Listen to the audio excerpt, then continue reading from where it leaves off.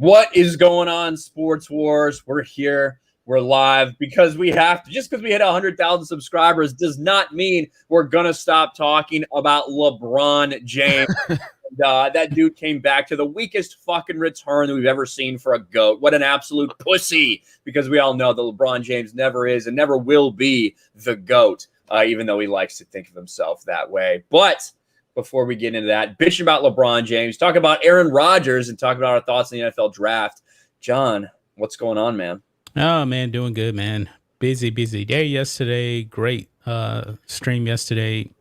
And the only reason I'm up right now, man, is because we get to talk about LeBron James again. That's right. No one can resist I would love that. to be in my bed right now. Yeah, me too. I feel like I could. I feel like I could sleep for another fucking 8 hours, even though I feel like I slept 10 yesterday. But congratulations, guys! If you didn't know, yesterday over on Black and White Sports, they did their 100,000 subscriber celebration. We hit it within an hour of each other. You guys hit it, and then we hit it, which is pretty crazy. But congrats to you guys and everything you guys are doing over there with the Black and White Network. Thank you.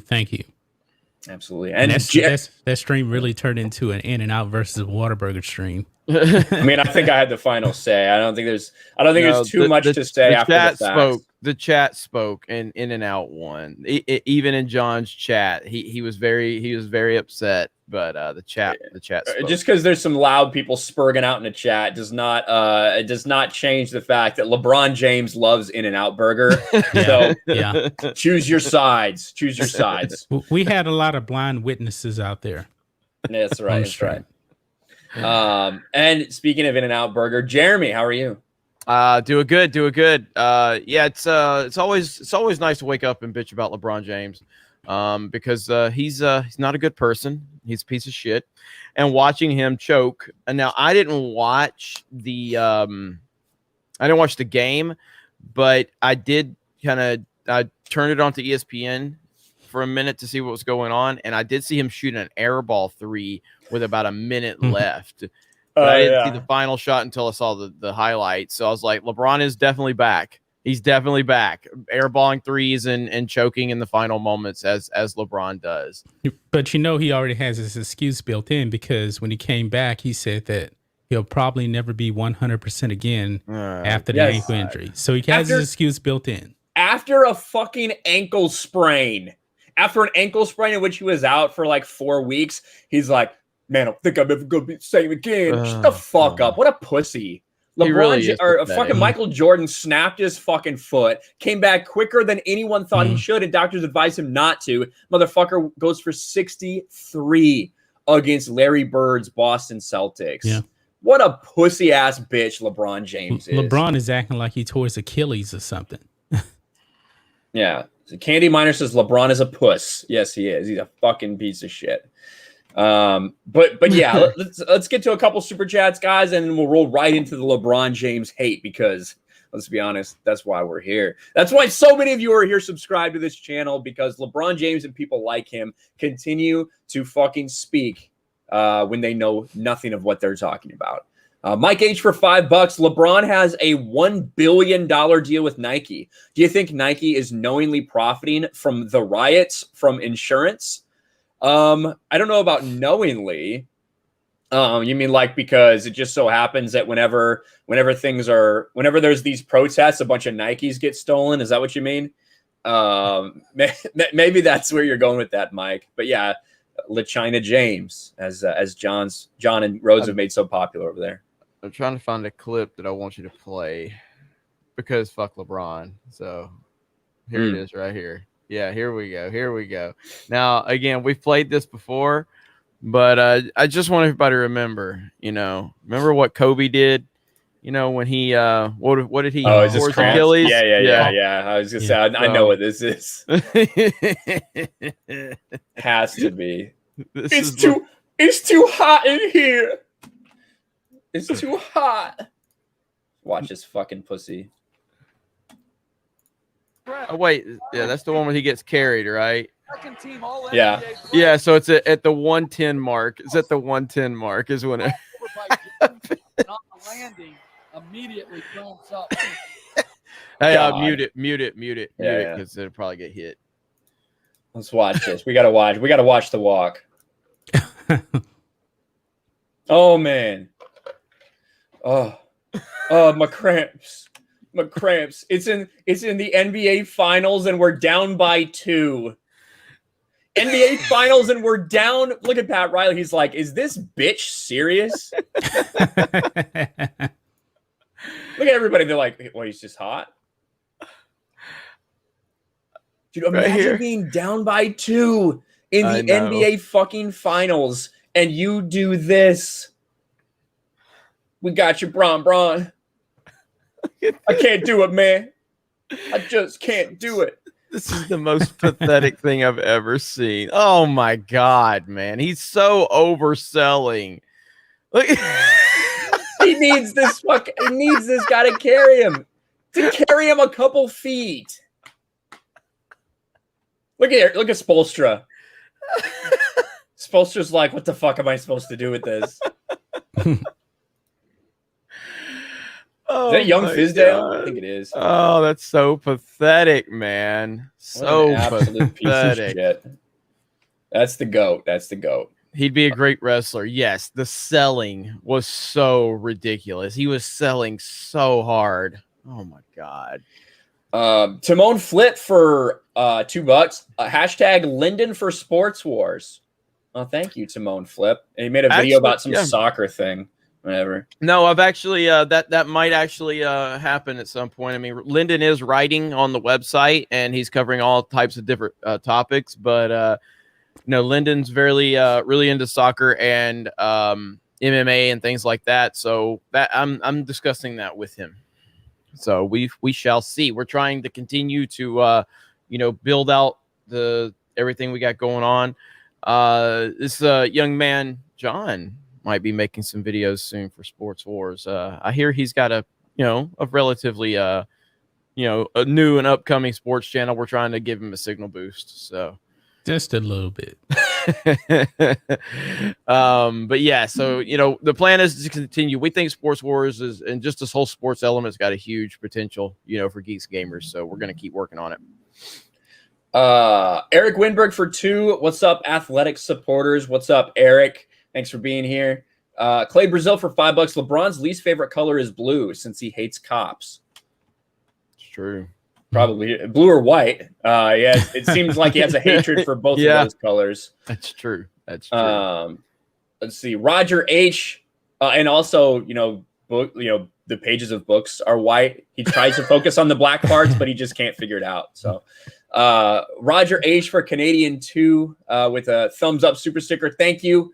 Robert Smith for $5. I sprained my ankle in a firefight in Ramadi, Iraq, and was right back out there fighting the next day. LeBron James is not a real man or a real leader. Well, thank you, Robert. Thanks for your service, man. That's awesome. And yeah, LeBron James is a complete cuck. Jack Perry for $2. LeBron James will never be Shaq, let alone MJ. That's an interesting comparison. They're both like very physically dominating specimens. Yeah. I mean, like I said, at this point, LeBron is just disqualified from any all-time great discussion as far as I'm concerned at this point because of what he's done to the league and how the league itself is pretty much irrelevant. I mean, when you are a leader of the league and you've made it to a point where nobody wants to watch the games because of you, that's a problem. Pretty bad. It's pretty bad. I mean, look, we can look at anything. Like all of us are sports fans. We are. Yeah, we complain about all this shit a lot because we're tired of the bullshit. But none of us are watching these NBA games. None of us. Like, yeah, we watched it. We'll watch the NFL. Watch college football. Hell, Ryan, watches baseball, and there's a lot of baseball fans out there. Yeah, baseball had their issue. That's this deal, but it's not some widespread thing where they're just throwing politics all over the place. You know what I mean?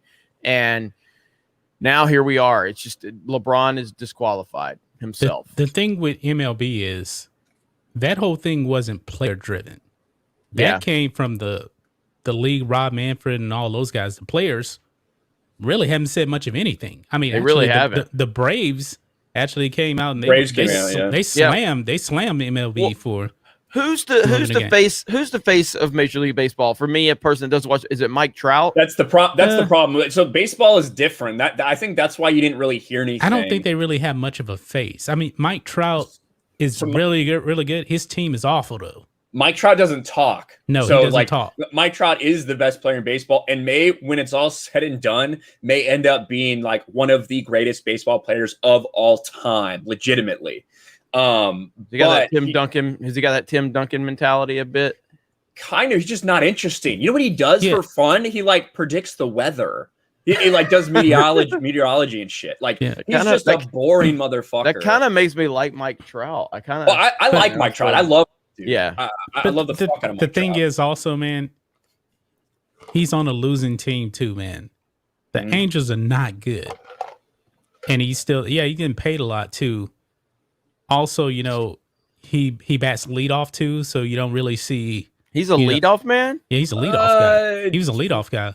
He has been. They shift him around a lot. I don't think he's batting leadoff now. He's not okay. For the most part, he was. Dude mashes 40 bombs. He hits 40. When he first came into the league, before he had really bulked up too much, he was a little more of a speedster. But I don't think they have him batting leadoff now. I guess I could be wrong. I don't really watch too many Angels games. Yeah. But. So, like right now, the guy who's on the cover of the show is Fernando Tatis Jr.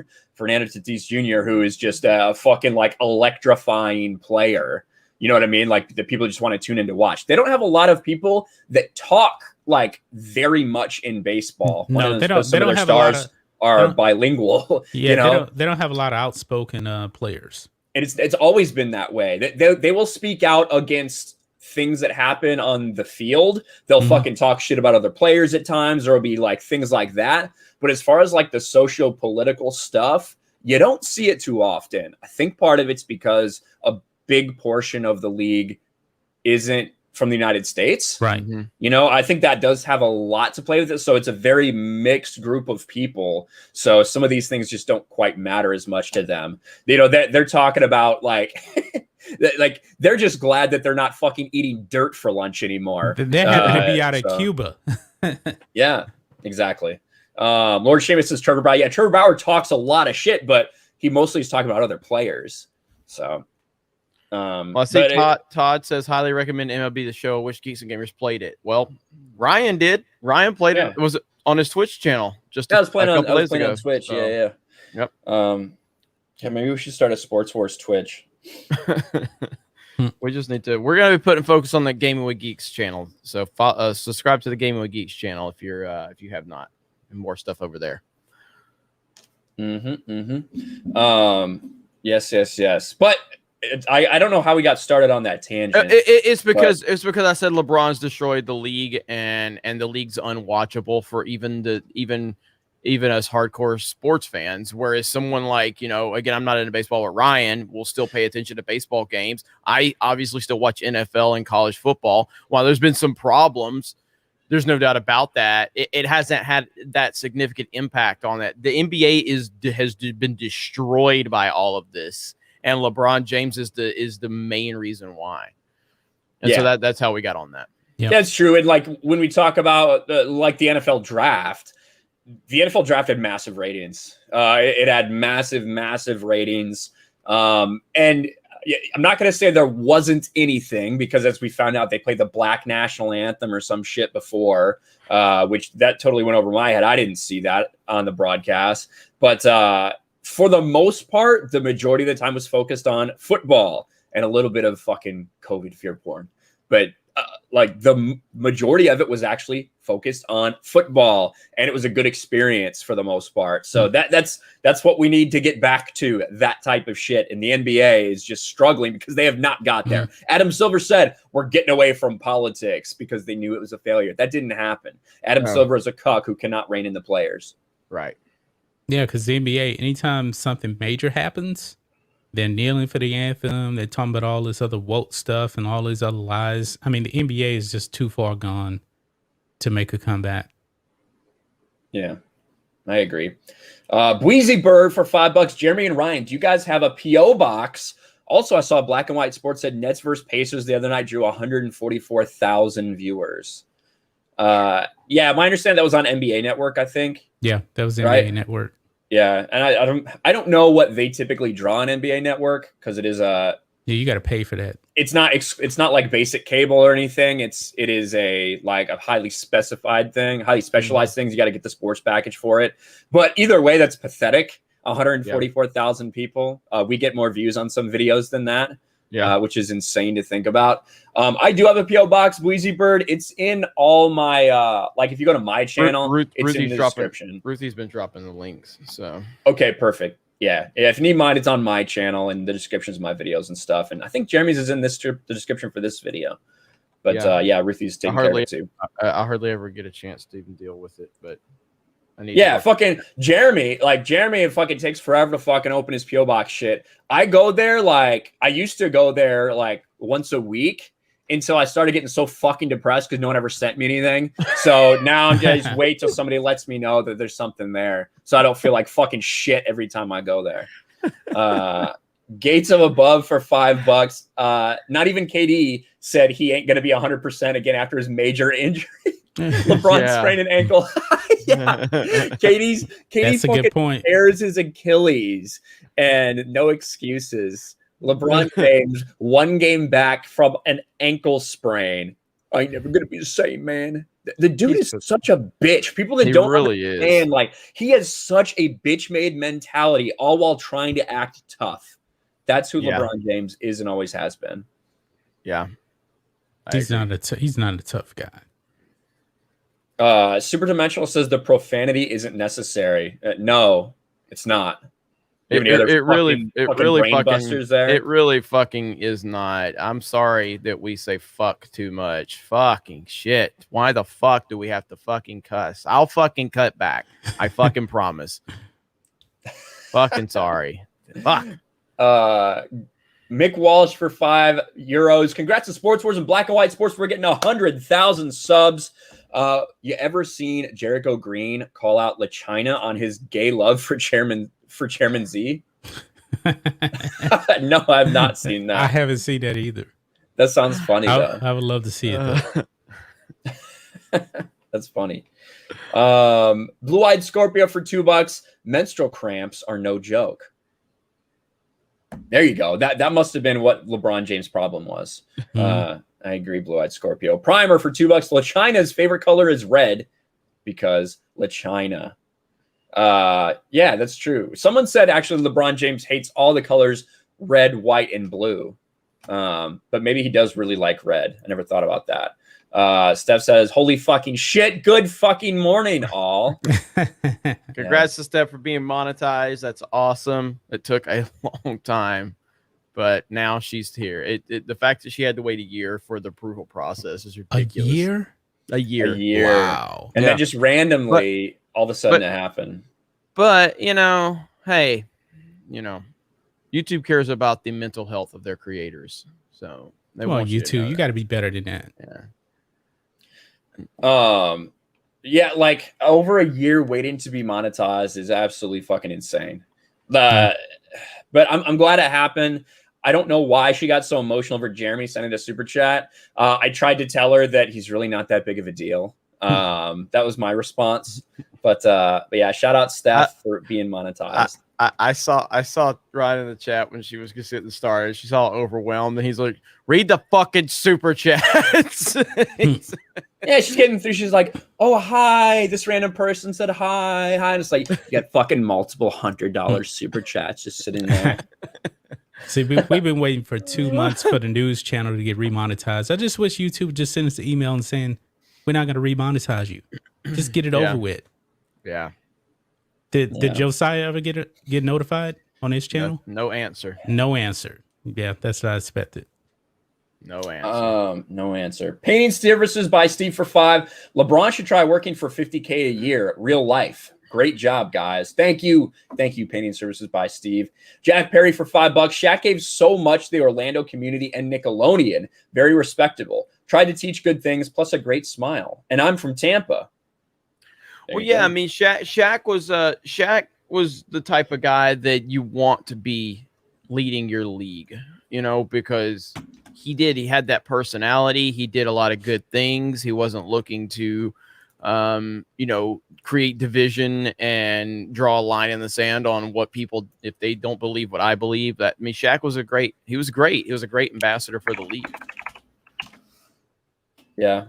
And he was someone like, I saw someone in super chat earlier. I'm not sure when we're going to get there. That dude is like a sheriff's deputy or something.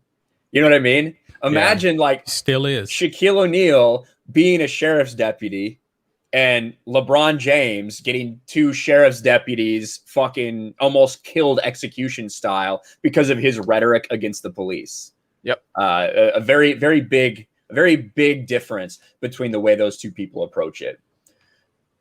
Dr. 14 Blu-ray reviews for £5. Protests at Old Trafford against the owners of Manchester United joining the ESL. I saw Lyndon did a video about that. Manchester United fans got very upset and stormed the field over the European Super League. So I don't know anything about that. Check out Lyndon's channel. Chat, do you guys want to see Lyndon covering soccer and MMA and UFC and all that on this channel? 1 for yes, 2 for no, 3 for, or actually 1 for yes, and also 1 for if LeBron sucks, and then 2 for no.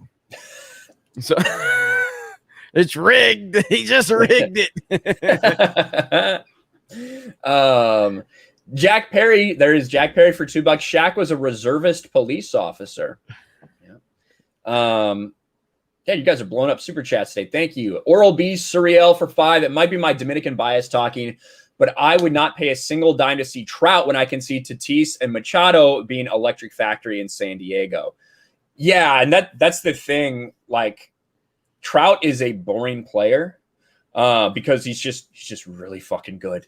He doesn't fucking talk shit. He just hits a bomb and fucking runs the bases. Like, he's the traditional, like, old school baseball, do everything the right way, shut up and play your ass off type of dude. Whereas Tatis he's fucking electrifying. He just is. Everything he does, he has swagger. It doesn't matter if he's fucking fielding a ground ball, throwing to first, fucking hitting a bomb, talking shit. And he's also really fucking good. What about Tatis, Bryce Harper? I always thought Bryce was overrated. He came in with so much hype, and he was just never quite able to live up to that level. He's a valuable player.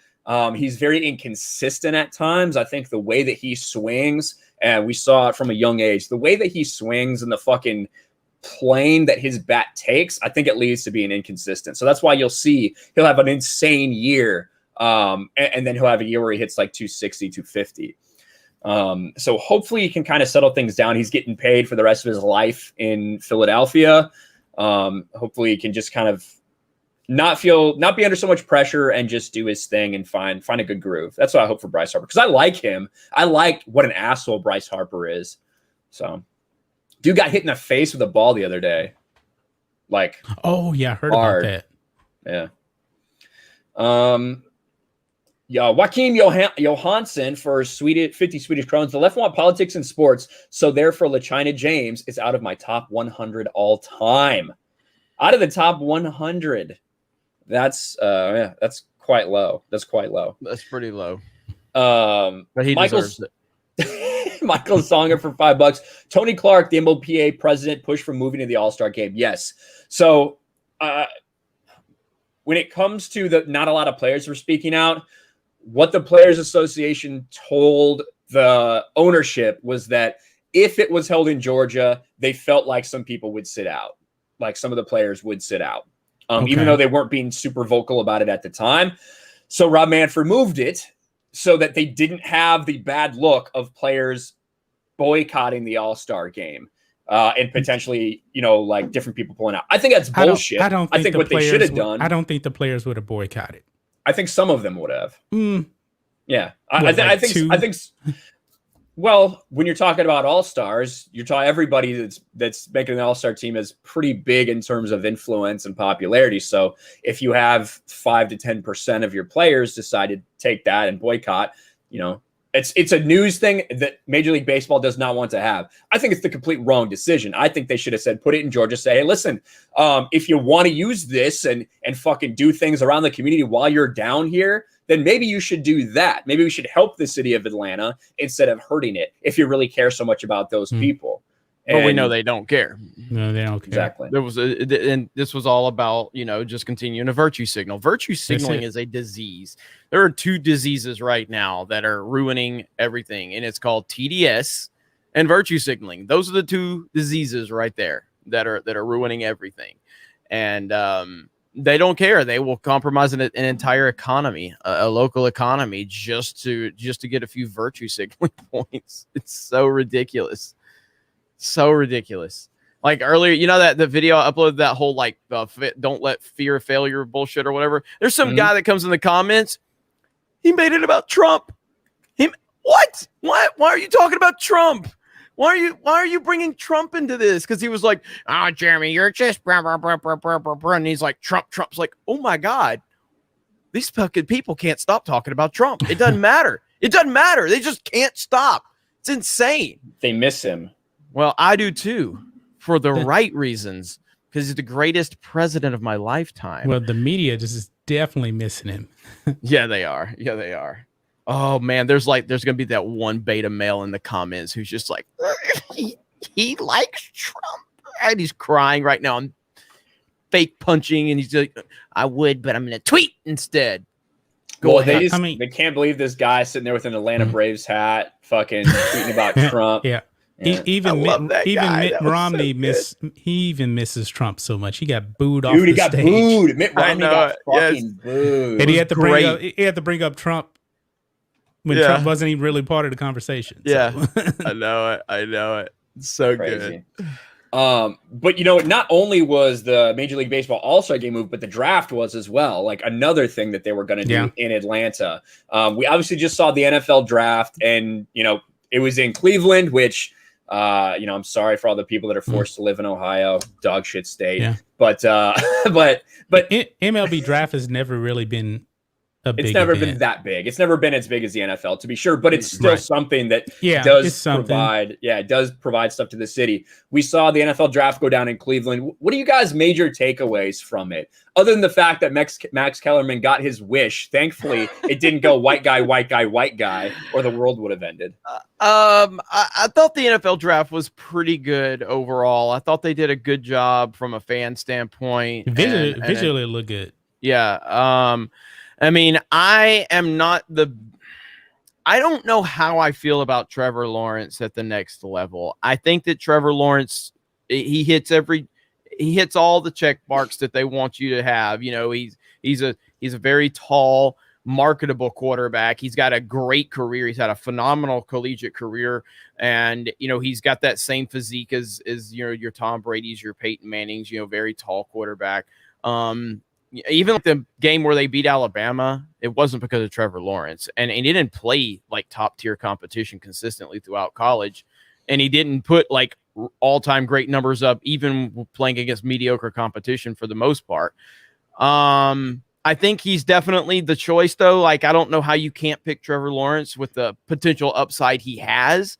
He's the least risk. He's the least risk. He's the most sure thing that you could get in this draft.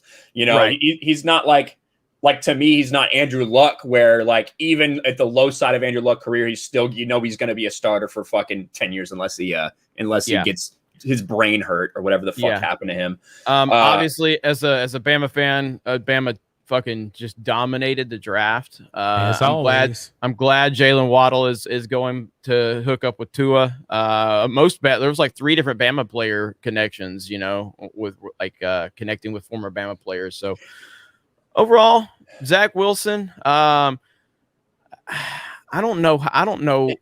To me, like one of the things that stood out to me was obviously all the quarterbacks. You got 5 quarterbacks taken in the top 15. Mac Jones falls to the Patriots. Like Trey Lance, to me, Trey Lance going to San Francisco. Trey Lance is a guy, he reminds me of Mitch Trubisky a little bit. Because Mitch Trubisky only started 12 or 13 games in college. Trey Lance only started 17 games. Now, of course, Trey Lance won all 17 games. He played at North Dakota fucking State, which is the tallest midget. You know, North Dakota State's, you know, they fucking dominate the FCS, right? They dominate the FCS, not the big boy FBS. Well, they beat all the FBS teams they play too. They did, but who, like, what are the big schools that they played? They beat some ranked teams. That's the thing. Who did Trey Lance beat at North Dakota State? I mean, I don't really know. Nobody. Nobody. Put that motherfucker in the SEC. He'll see what he can do. Right. So that's my worry about Trey Lance. I know Max Kellerman will just think I'm skeptical of it because he's black, because Max Kellerman's a piece of shit.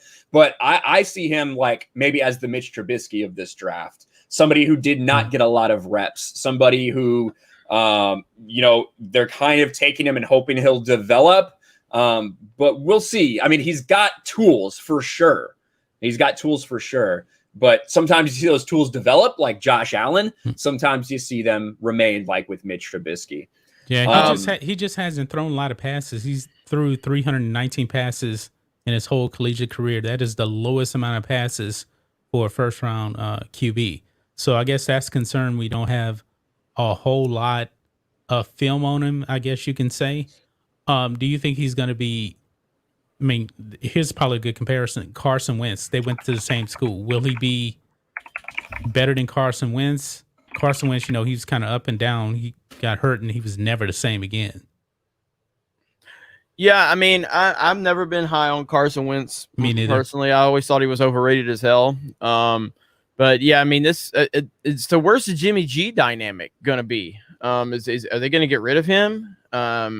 Like how's that going to play into it? That's my curiosity on it. Well, right now, I think their plan is to develop him. I think their plan is to go with Jimmy G for now and develop him. Otherwise, you would trade him before, because now, like Jimmy Garoppolo's trade value just fucking tanked. Oh, big time, especially with the Mac Jones pickup now, because it just showed New England's not interested. By the way, I think that might be the pick of the draft just because of the fit. Mac Jones to New England. Like, I mean, again, Bama fan, wasn't like a big believer that Mac Jones could be a starting NFL quarterback per se. I always pull for Bama quarterbacks, obviously. The only Bama quarterback that I've ever truly believed in to go to the next level is Tua.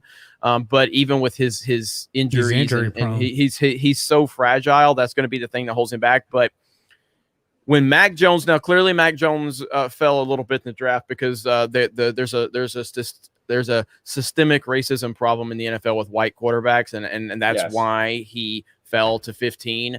And I think it just shows that we need to do better. I'm being sarcastic, obviously, but the point is he did fall a little bit.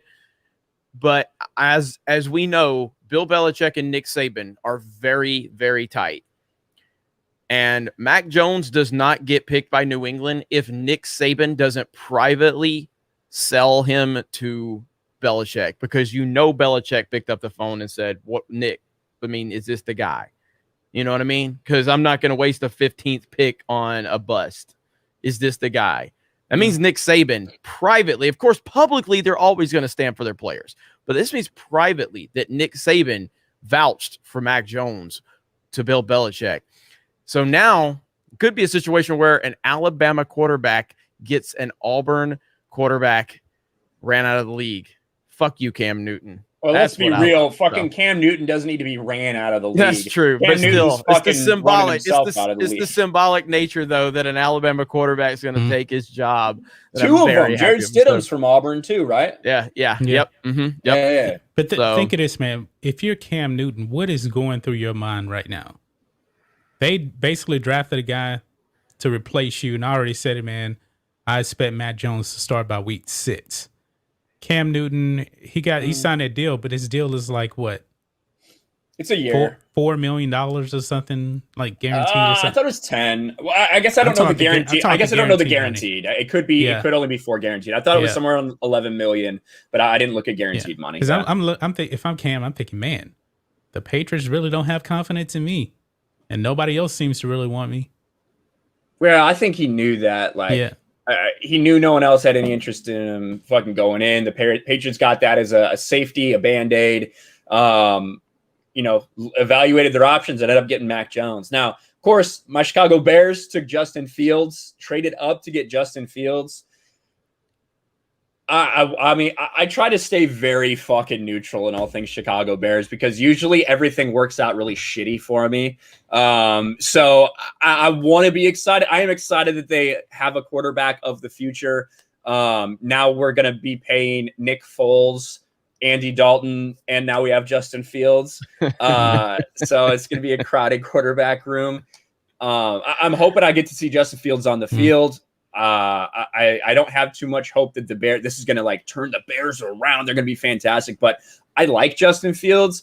I really thought that a couple weeks ago that he would have been the pick up here for the 49ers, but Justin Fields drops to the Bears. I'm happy about it. We'll have to see. I don't know what their plan is. That old QB1, the Bears QB1 fucking tweet with Andy Dalton sure came back to bite him. Yeah, quickly. I heard that. Yeah. But Cowboys got a good pick too. Micah Parsons, they needed defense badly. Well, yeah, Micah. I wonder what they have his grade at actually. Yeah. I was going to say I think Micah Parsons pretty well graded, but a lot of people were doing other things. Penei Sewell for Oregon. This dude's probably going to be a fucking Hall of Famer, honestly. But offensive tackle isn't as sexy sometimes for people. But they got a really good pickup. Of course, we saw what Jared Goff did when they got him an offensive line with the Rams, vice what he was when that offensive line was nothing. So they need to protect Jared Goff because he's not that guy that can do it without a line. So I think it's a very smart play for the Detroit Lions. I wanted to talk about this though. Jamar Chase from LSU gets reunited with Joe Burrow. Jamar Chase probably going to be an absolute monster. Jalen Waddle gets reunited with Tua, and then Devonta Smith gets reunited with the dude from what's his fucking name? Dude from the Eagles, Jalen Hurts. Jalen Hurts. Oh, of course, yeah, of course. My boy Jalen. Look, I love Jalen Hurts so much, and again, I've talked about this. Jalen Hurts, his leadership and his maturity is second to none. The way he handled the whole Tua situation at Alabama. I have a hard time believing Jalen Hurts is a long-term solution at quarterback in the NFL. I have a very hard time believing that. Again, I'm pulling for him. I want him to be successful, and I will take him over Carson Wentz's overrated ass. But I don't know, man. I can't see it. He's a running back. Yeah, Jalen Hurts isn't any good. He's a running back. Dude, he's Tebow level. He's Tebow like fucking. Don't you disrespect Tim Tebow in my presence? I'm not. I'm telling you, you love Jalen Hurts. I'm telling you, they're the same fucking person. What's the big deal with that? I would take Tebow over. Well, not at this point in time because Tebow's older, but Tebow out of college. I would take Tebow out of college over Jalen Hurts as an NFL quarterback. And that's no disrespect to Jalen. Let's fucking look at these numbers. 52% completion, 6 touchdowns, 4 picks. That's fucking got Tebow written all over it Actually, that's better than Tebow. Tebow was a 48%. 47. Well, I'm giving him too much credit, man. Well, Tebow's touchdown to interception ratio is better than that.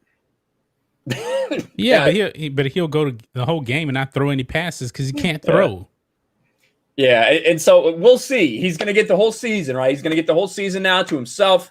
We'll see what he looks like with the whole season with him as the guy. They've said he's their guy. So I guess it'll be a true testament to what Jalen Hurts can do. I don't think that's very promising, what we've seen of him. That's my entire problem with the whole Tebow thing. Why does Jalen Hurts, with those numbers, why does he get a full commitment from the team, yet Tebow takes over a fucking terrible team, takes them to the playoffs, wins the division for the first time in several years, wins a playoff game, and never gets another chance? Why was there no commitment from the team to build around the quarterback that literally changed your entire culture the moment he stepped on the field as a starting quarterback? End of discussion. Why didn't they get a big commitment to Mark Sanchez? Why didn't he get a massive contract? How many years did How many times? Why didn't he get a big? Why didn't somebody commit to him? Why didn't they give him a big? How many years did Mark Sanchez have? With the Jets? Yeah. Fucking like 5 before he fucking moved on to a shit team. Tebow had 1 year. He took over a shitty team and he took them to the playoffs. And he's done. It's it. Because Captain Forehead had to come in. Because they brought in Peyton Manning, a Hall of Famer. Well, I'm sorry, man. Would you want Captain Forehead or Tim Tebow? I want Tim Tebow because Captain Forehead had a few years left. Whoa. Are you serious? He's in serious. That scenario, like, again, why did not every team in the NFL take Peyton Manning outside of maybe 3 or 4? He was coming off an injury. But you're telling me that Peyton Manning wasn't better than 90% of the league? Of course he was. Yeah. But the long-term aspects of Peyton Manning didn't fit most teams. So the Denver Broncos went for a short-term gain, long-term loss, and that's exactly what they got. Everybody knew that Tim Tebow was not going to be a good quarterback. Everybody knew he wasn't going to do anything when he got thrown in that game too, and guess what he did? He proved everybody wrong. Because they went from 1-4 to a playoff team, a division winner, and a playoff team, and a playoff win. Everybody said he couldn't do that. Everybody's like, we'll just throw Tebow out there so he can go fail. It was an anomaly, when you look at what happened exactly, I think that if you recreated that several times, the outcome would be they don't make the playoffs probably 5 out of 100 times if you do the same thing. Yeah, the circumstances that they had between their kicking game with was it Matt Prater at the time? The kicking game with Matt Prater, how incredibly he performed. Let him fail. That's all I'm saying. No, you can't do that if you have the opportunity to fucking do something for your team like that. You can't just say, hey, wow, we got really fucking lucky. And my question is, why does Jalen Hurts get the chance then? That's my question. If Tebow didn't deserve the chance after winning a playoff game on a bad team, why does Jalen Hurts get the chance? That's also a bad decision. But you know why? Why does Robert Griffin III get the chance? All these players are not as good as Tebow, but they what other continue chance to get did RG3 get? As a backup quarterback? What the fuck are you talking about? I'm saying the fact that the team just gave him that opportunity in the first place. They put the fullback in behind him. Tebow never had the support of the team ever. He never had the belief of the team. Robert Griffin III was a 2nd overall pick. Of course he's gonna fucking be in there because they committed to him. Then, here's the thing, man. Here's the thing. Tim Tebow, he ran that system for 1 year. We know that 2nd year, that was not gonna play out, man. We don't know that. We don't. It's no different. Just like what? The Wildcat. Hey, John, I'm sure you knew that Tom Brady wouldn't be a great quarterback because he was a 6th-round draft pick too, right? I'm sure you knew that based on that, right? No, but the thing is, you're basically saying I'm ignoring what happened on the field and I'm going to listen to what the media tells me would happen, and you're ignoring what did happen. Tim Tebow had a game where he completed 3 passes. And did they win the game? Did they win the game? That's not going to last long term. Did they win the game? Yeah, they won, but man. But you knew that Tim Tebow thing was not a long-term solution. Okay. It was a season. The stars kind of aligned for a fucking season. It's like the Raiders when they fucking had But you guys are ignoring. Miami Dolphins 2008, man, running that Wildcat. The league caught up to it the next season. I would say it's more like you had the Raiders where in games that were decided by fucking 1 possession, they were like, and it was an insane stat. They were like fucking 9-1. And everyone's like, oh, Derek Carr. And then the next season, things equaled out a little bit because winning like that is just not necessarily sustainable. I think the same thing with Denver. And I think most rational people could look at what they were doing and understand that although they were getting by, that is not a long-term solution to play like that. And I think the reason that he didn't get any more opportunities is because everyone else saw that as well. It's because he was too much baggage. Because he was an outspoken Christian white male is why. That's exactly why. And that's you know that. You fucking know that. I mean, the media, you know that. Attention. Give Tim Tebow a couple of sexual assault allegations and give him, a few tattoos on his face and a couple of BLM protests, and the fucking league would have loved Tim Tebow then. No, here's the thing. There's a fucking direct correlation between Colin Kaepernick and Tim Tebow. I do agree that the reason there was so much media hype and all this stuff built around him, why he was such a focal point, is because he's white and Christian and outspoken. But the reason that I think that teams didn't want him wasn't because he was white and Christian. It was because of the hype and everything surrounding him. In the same way that although Colin Kaepernick may have been more talented than other people they decided to bring in as backup quarterbacks, all the other shit that he brings was not worth it to teams. Meaning all the extra attention. Right. That's but think fucking about the BLM. comparison. That's all of that stuff. Think about the comparison. Colin Kaepernick actively disrespects our military and our country. And you're saying that the media is holding Tim Tebow to the same hype standard that Colin Kaepernick because of the controversy. What controversy did Tim Tebow bring? That he's a Christian and he likes to kneel for the national anthem and he helps kids all over the world? I'm not saying that's controversial. I'm telling you, the media made it controversial. You're trying to fucking spin this argument. The media made it controversial. You're talking about it on the field. You're trying to spin the argument and get the chat on your side by saying Tim Tebow, white Christian, we should love him. I agree, Jeremy. That's 100% how I feel. And you're sitting there saying that Kaepernick and Tebow brought a level of hoopla. I agree with that. But my question is why does Tebow's stances bring hoopla? Why is it controversial? It shouldn't. But the bottom line is that he was a fucking focal point and everyone was focused on him. For some people because they fucking loved him. Why? Some people because they loved him. And why did they love him? Why did they love him? They loved him because he was white and Christian and outspoken. No.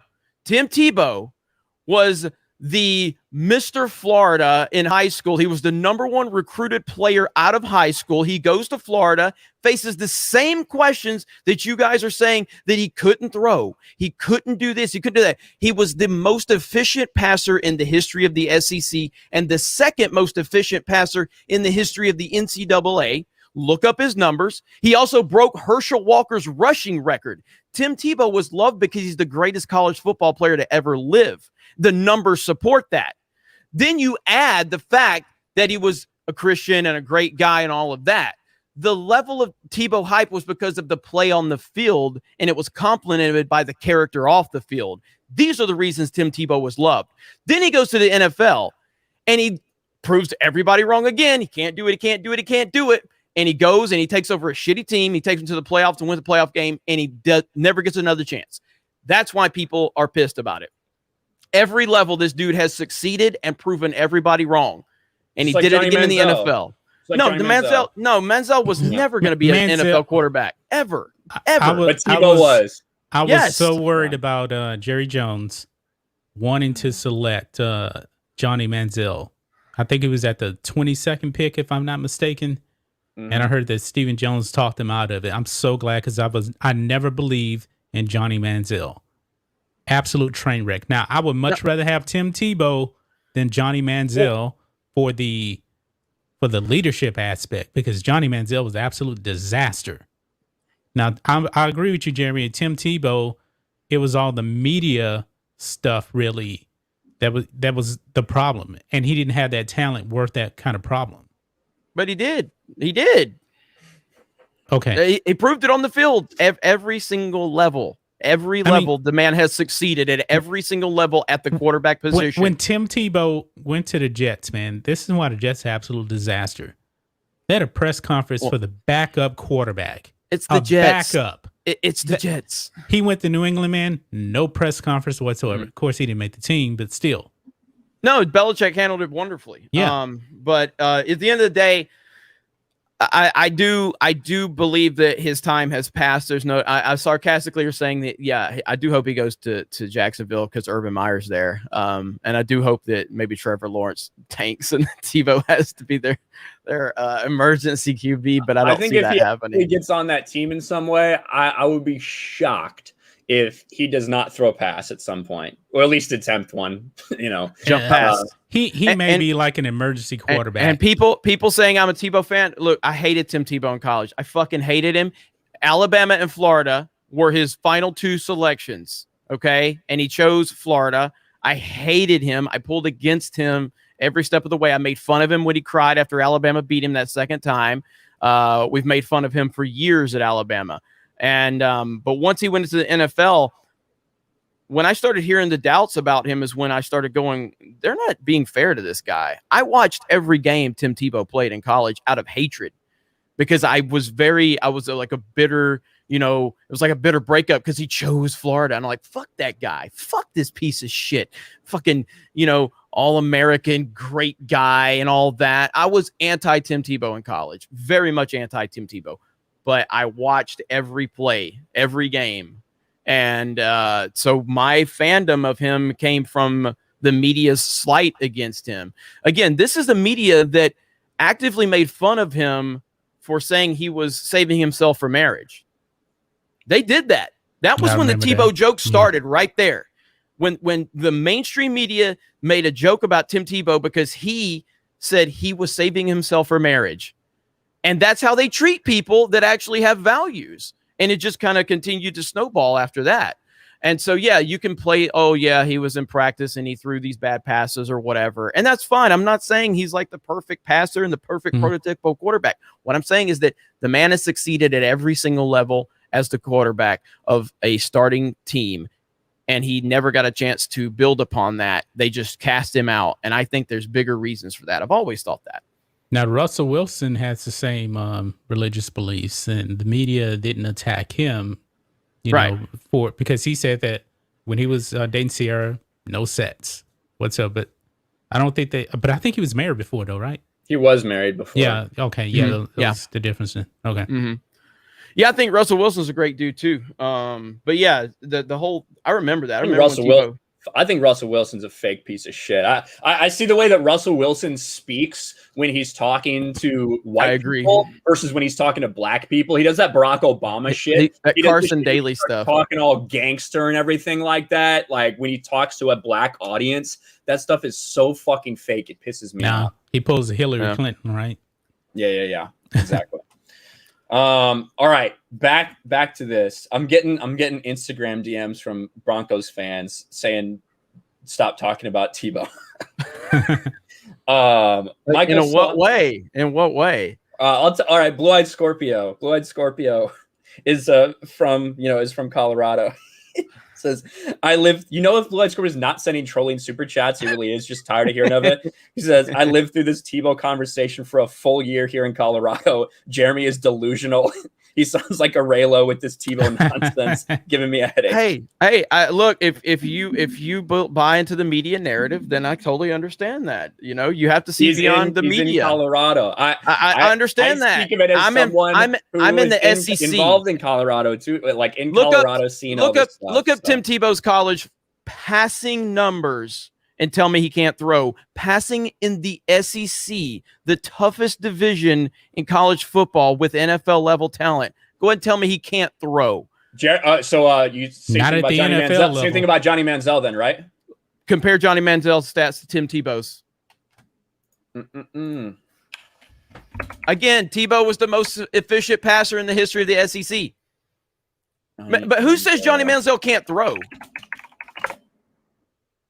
I don't know what your fucking argument or what you're talking about is. What you're saying, listen, Jeremy, this is what you said. You're saying that Tim Tebow has been so successful at every level. Look at how great he passed in college, but then we get to the NFL and you're like, he doesn't need to pass. He doesn't need to pass. He doesn't need to do anything. He did pass. Look at his passing. Look at his passing numbers in the NFL. They're not as bad as everybody claims they are. Bro. They're not. Tim Tebow's passing yards or passing statistics aren't bad in the NFL. Overall? Did you just really say that? Yeah. You're fucking digging a hole. All right. Fucking career. Here, let's get it up.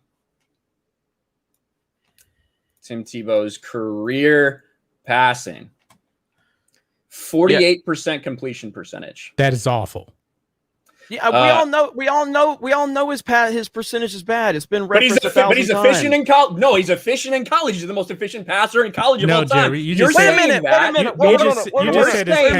minute. And now you're saying his passing numbers aren't as bad as we think. And then we pull it up and you say everyone knows he's not a good passer. We've referenced his passing percentage, but the fact is what is his touchdown to interception ratio? Let's find it. Career touchdowns 17-9, almost a 2-to-1 ratio. Almost a 2-to-1 ratio. What was Peyton Manning's and Troy Aikman's in their first season? Oh hell no! I'm just asking. Jeremy. I know you just didn't go there. I'm just asking a simple question. You I'm did just not asking go there, a simple man. question. I'm asking a simple question. Peyton Manning and Troy Aikman were light years better.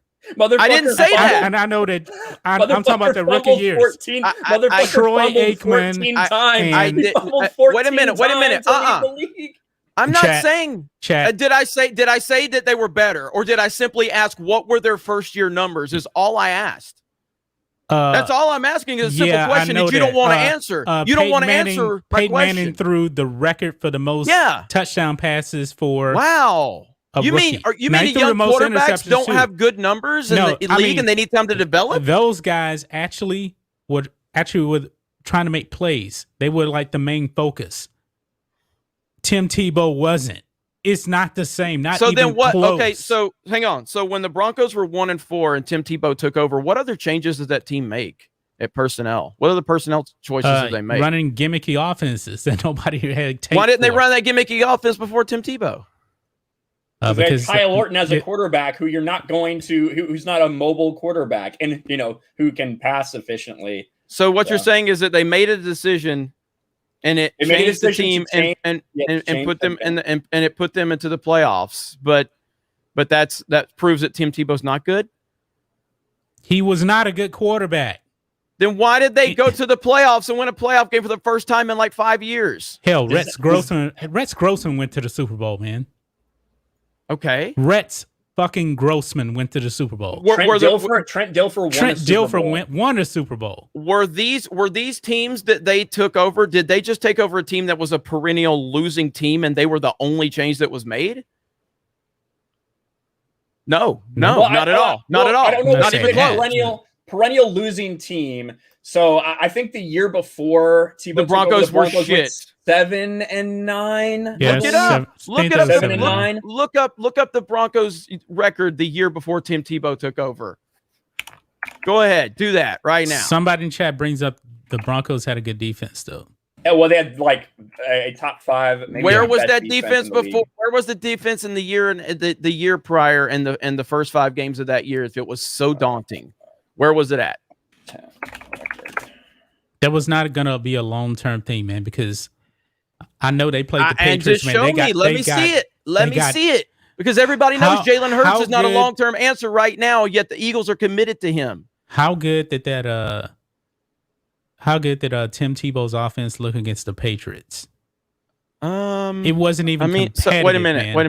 Demolish. Wait a minute. So we're taking Tim Tebow in his first year and comparing him to Bill Belichick and Tom Brady. You said that he changed the world for the Broncos, man. Well, he did. He looked pretty damn awful against the Patriots. So again, you just brought up the Patriots, right? If I'm not mistaken, that playoff game against the Patriots, that's the one where Tom Brady had like what? What's that Denver record the year before? 4-12. Wow, man, what a defense. This team was stacked, guys. Tim Tebow just walked into a perfect situation. And took them to the playoffs. He went 8-8, bro. It's not like he fucking went 12-4 the next year. They went 8-8. Yes. So you took over. So what was that? What was the 4 record? 4-12. Okay. Now, Tim Tebow started, I think, the last 2 or 3 games of that year, if I'm not mistaken. He started 3 games and went 1-2. Yeah. Okay. So now we go into the next season and you start out 1-4, and you're telling me that when he takes over, they instantly start winning and go to the playoffs. But now we have to get rid of the guy that literally turned our entire team around. They completely changed what they were doing. To John Fox, which is what you do when you have a quarterback. You build around your quarterback. Yes, this happens on every. You change things to play like no one else in the NFL is playing because it's the only way you can possibly win. You completely change. You say, all right, we're just going to rely on our defense. We're going to rely on our kicking. We're just going to try to not turn the ball over, and we're going to run the fuck out of it. Is Aaron right? So Denver's defense was 22nd that year that Tebow was the starting quarterback, but you guys are trying to say there's no way. I guarantee you not in points allowed. I guarantee you not in points allowed. Look Probably in yards. You know why in yards? Look it up. Because they were on the fucking field so much. I'll look it up. No, that's not. Whoa. No, that is 100% not accurate, Ryan. A running team allows the defense. They control the clock. If you actually have sustained drives, I agree. but that's not what the Broncos were doing. Then look up their defensive numbers. You guys are right claiming that this defense was so daunting, and that's the only reason Tim Tebow had a successful team, which is, again, just a media manufactured lie that you guys simply just didn't do the research on because you guys are just listening to the media on Tim Tebow. Tim Tebow is the reason that team went to the playoffs. Not the defense, not the offense, Tim Tebow. All right. Hold on. I got it. Rankings. Hold on. Keep talking because it's going to find me a while to like actually find the rankings. So yeah, so my whole thing about this whole Tim Tebow thing is that people are just constantly repeating the media bullshit about Tebow and not actually paying attention to the facts that this is not some guy that just came out of nowhere and was just some good-looking Christian and everybody rallied around him. Right. This is a guy who was the most hyped high school player in the country.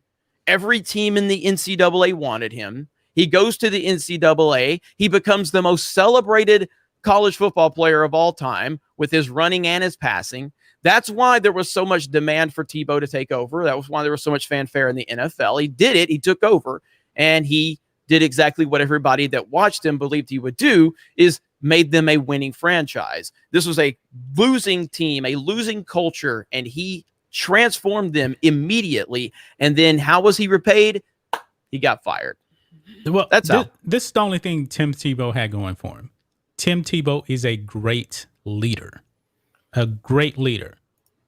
But still, at the end of the day, man, the quarterback position, you have to know how to pass. You have to. You can't be running around like that. Like do you know? Okay, again, the Pittsburgh. You brought up the Patriots, and it's interesting how you brought up the Patriots and not the Steelers, because the Steelers had the #1 pass defense in the NFL that year. We talked about this. Guess who passed for the most yards on the #1 pass defense in the NFL? Tim Tebow. And then you're going to go, well, it's because of it. I don't care why. Jeremy, Tim Tebow passed for the most yards on the #1 NFL defense in 2010 because Mike Tomlin and the Steelers were You're bringing dumb excuses. I'm bringing facts. They did not play defense. You're bringing on the pass excuses. The whole I'm bringing facts because they didn't respect them. Dude, why didn't you bring up the Steelers when you were trying to make a point about the Patriots? Because you were trying to say, well, how did he here? Why didn't you bring up the Steelers where he passed for the most yards of any player on the #1 pass defense in the NFL? Because that goes against your argument I get that. He can't pass. He can't pass. That was Stephen A. Smith said, what a dead clock is right twice Are we a day. quoting Stephen A. Smith for an argument now? Time. It was right that time. Stephen A? Mike Tomlin and the Steelers were dumb as hell for not playing the pass at all in that game because they didn't respect him. Where's these stats at? All right, so they're right here. I'll give him credit for winning that game, though. They're right here. The stats are not good for the season, so I'll give him credit for that. Exactly. But hey, Tebow was carried, everybody. Well, I think that you do have to kind of look at it in a certain way. No, you guys you're going to start spinning. You're going to start spinning. I just want you to see how it was the 7 games they won when Tebow was starting. All right, I win. This is after the bye week. You don't win, Jeremy. You have been completely on your heels the entire. You just said the defense carried him. Then you said he can't pass, and then I said, but he passed on the most yards in the #1 defense. This bitch cannot pass. That's the bottom line. You don't get to fucking have that argument. You have been saying and spinning the entire. He's the most efficient passer. Let's pull up his advanced stats. They're not as bad as you think. Everyone knows he can't pass, but he can pass. That's what you've said. Let me look at I said he's the most efficient passer in the history of the SEC, which you've not brought those numbers up at all, by the way. If you want, I'm not even going to dispute that. I just said Johnny Manziel had pretty good fucking stats too. And you said not as good. I said, okay, is not the NFL. Who said Johnny Manziel can't pass, though? That's my point. I never said Johnny Manziel can't pass. My point in that is to say that just because you have great, incredible success in the SEC even doesn't translate necessarily that you will have all these same successes in the NFL. That's why I brought up Johnny Manziel. I never said that. That's why I brought that up. No, but I'm saying, well, my point is that you're saying that he can't do something because the media has told you he can't do it. That's it. Because if we're going to judge a player on their first year, okay, because Peyton Manning was great in college. So how do we know Peyton Manning's going to be great in the NFL if we can't judge college? Because we saw him do it at a high level in college, and then he goes to the NFL and he shits the bed in his first season. So by the standard that Tebow is held to, Peyton Manning needed to be fired after his first season because we can't give players time to develop in the NFL because we're told they're not good. That's what happened to Tim Tebow. He was ran out of the league because we were told he's not good enough. He's not good enough, and we can't allow this to continue. That's my argument. If he's going to fail, let me watch him fail on the field. Let me watch his team lose. Let me watch him run this team in the ground like you continue to tell me he's going to do. That's not what they can do. That's not what you don't have the luxury of doing that if you have another opportunity to bring in, say, Peyton Manning, to get 4 years of Peyton Manning. I don't like Peyton Manning overall. I bitch about Peyton Manning a lot. I think he's completely underachieved his entire career. However, you can't pretend like you must let Tim Tebow fail and run the team into the ground after he succeeded. Instead of bringing in Peyton Manning. After that he is succeeded. Nonsensical. It's nonsensical. It's nonsensical for someone to say that if Tim Tebow's never started a game and never shown success. And before that 2010 season, if you're going, we have Tim Tebow on the bench or we have a chance to get Peyton Manning. Well, it's nonsensical to even think about, well, yeah, we're going to take Peyton Manning. But after Tim Tebow comes in and changes your entire culture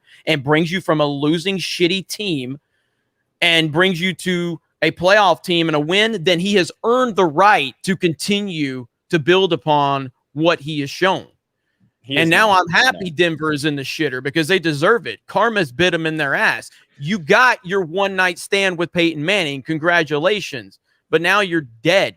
You're irrelevant. You have nothing. Now you have Joe fucking Flacco, or I don't even think he's there anymore. I don't know who they have now. They just traded for Teddy Bridgewater. Oh, yeah, that's right. Yeah. They got Drew Lock and Teddy Bridgewater there. But what I did want to look at and point out was this is the bye, right? This is when they made the decision against the Chargers. He fucking played in that game against the Chargers. Then they had the bye week. This is where they changed their entire offense. Because like I said, I was watching the Broncos because I was invested in the Broncos for a certain reason. Yeah, but that Chargers game, he literally almost brought them back in that game when they were getting the shit out of them. He did almost. But you didn't want to bring that up. You didn't bring that up. I'm trying to tell you about how they changed the way they played to try to fucking fit this, to do this. And when you look at after that bye week, because that is definitively when they super changed everything to try to fit Tim Tebow. They changed the way they played. Then you go and you can clearly see, right? Pass yards, 131, 117, 113, 69, 104, 141, 186. Obviously, the rushing yards are way up there because they turned it into a fucking rushing attack with Tim Tebow. But this is when they did have a couple big games. You got to give it to them. They had one game where they had 38 points against the Raiders, one game where they had 35 points against the Vikings. Other than that, they only cracked 20 points once, and that was when they were getting blown out by the New England Patriots. But there are some blowouts when they faced actual teams. I think this is a big contributing factor towards imagine a first-year quarterback taking over a shitty team and them getting blown out. This never happens in the NFL. We've never analyzed a first-year quarterback on this level. God damn, go to any quarterback and fucking look at their first year and tell me they don't get blown out. Jesus Christ. The reason we're having to do this is because you're telling me that a guy who throws at a 48% clip should be given and allowed to continue the franchise instead of a future Hall of Famer. Yes. That is why we're analyzing it this way, Jeremy. No, because you act like this wasn't happening in every Tim Tebow game in that season by the media. The media overanalyzed every fucking snap. Every fucking stat, every fucking moment. If you're going to act like that shit didn't happen, you're lying because every fucking detail of Tim Tebow's season was overanalyzed like I've never seen done to a player ever in my lifetime. Every fucking game. Every game, the media tried to sit there and make excuses. They tried to sit there and act like this is the craziest shit I've ever seen. It happened. I watched the media throw this dude under the bus.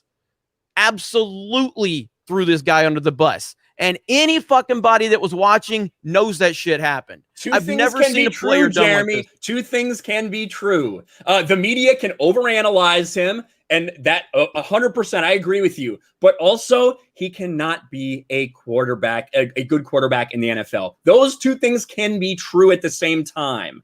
All right.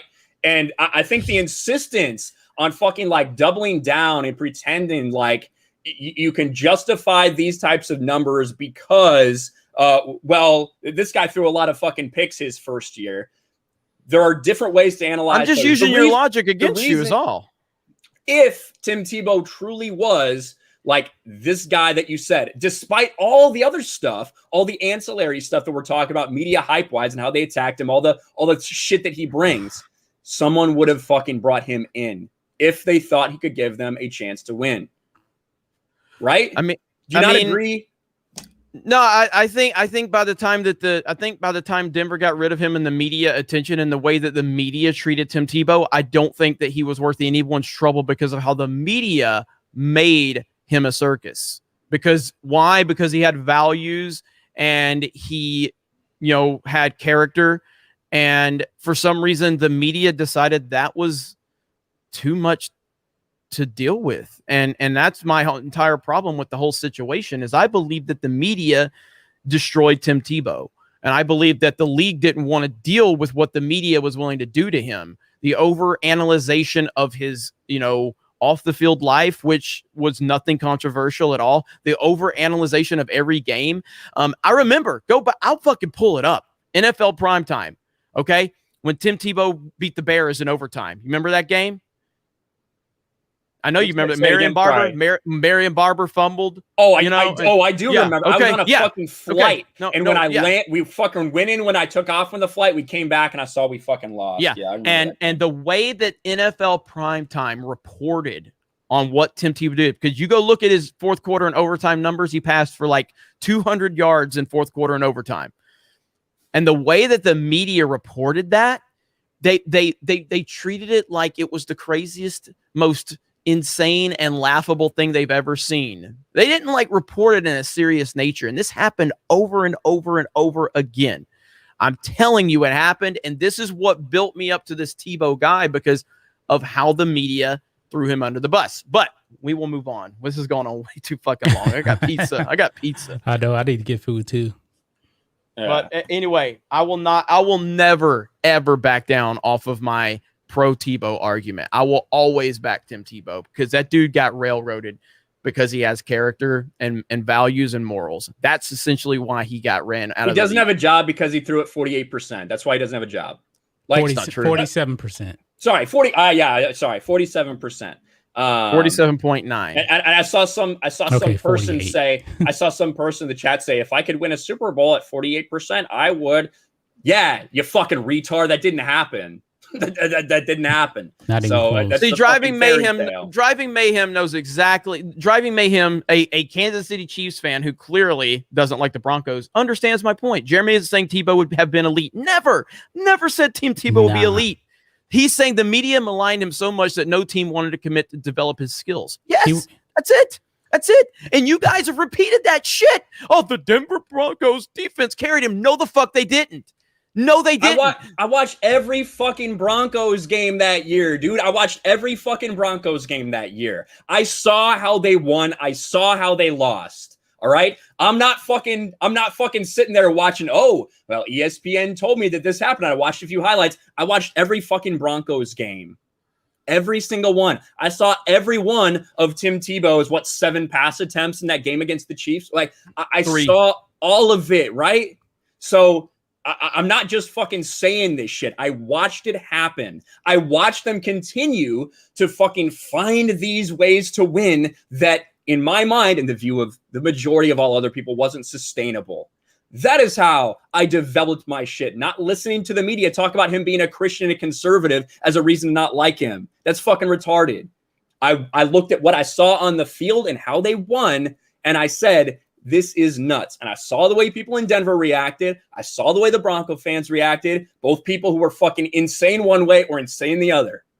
So that's where my perception comes from. I stand with Tim Tebow. Well, I stand with him in terms of him. I don't stand with him as an NFL quarterback. Bottom line. All right. And that's why it's called Sports Wars, everybody. We like to fucking fight. We actually talked about sports today. Yes.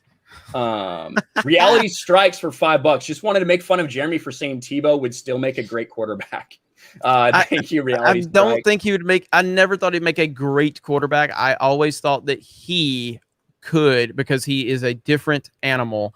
I think he could be a starting NFL quarterback, and he could lead teams to success. Not now, but back then at the height of his 2011 run or whatever it was. Mm-hmm. Mike H for $5. One of my buddies, Richard Gilmore III, had a lower leg fracture and still conducted combat patrols in Iraq. You can read about him online a bit. God, that's fucking crazy, Mike H. Thank you for the super chat. Excuse me. Aaron Jones for $5. Fuck, hiccuping. What do you all think of Tim Tebow's tight end news just a few hours before the draft? I think we had talked about that, didn't we? His career's over with, man. It's too late. I have a theory about it, and I do not think Tim Tebow has. I don't think he's actually going there to play tight end if it even happens. Tim Tebow was offered tight end a lot, and he never wanted it, and for good reason, because I don't think he could play tight end. Tight end is not just some position you can just go, "Oh, I have the build." Tim Tebow could not play tight end. There's literally dudes who have been playing tight end their entire fucking lives, and you're just like, yeah, Tim Tebow should just play tight end. That's fucking dumb as shit. Zero chance that is possible. Now, if he gets, all I'm saying, if Tim Tebow gets brought to Jacksonville with Urban Meyer as the head coach, I think that you're going to see him be a wildcat, package occasionally or something like that. That is the way that he should have been, in my opinion. That's the way Tim Tebow should have been utilized in the NFL. Like the way that they did Taysom Hill for a while, like that to me is what he should have been doing, like from the beginning. I think he could have been a very effective NFL player. But the thing is, if he comes in, it may be a dead giveaway on what's going on. He can still throw the ball better than a fucking random running back or something like that. Well, yeah, of course. But here's the thing, though: if Tim Tebow is on it, especially in Jacksonville, if Tim Tebow is on that team, he will make life hell for Trevor Lawrence. He will make life hell for him. The crowd will demand Tebow. They will. They'll demand him. Yeah, again, this is Mr. Florida from high school, and the dude finished in the Heisman Trophy.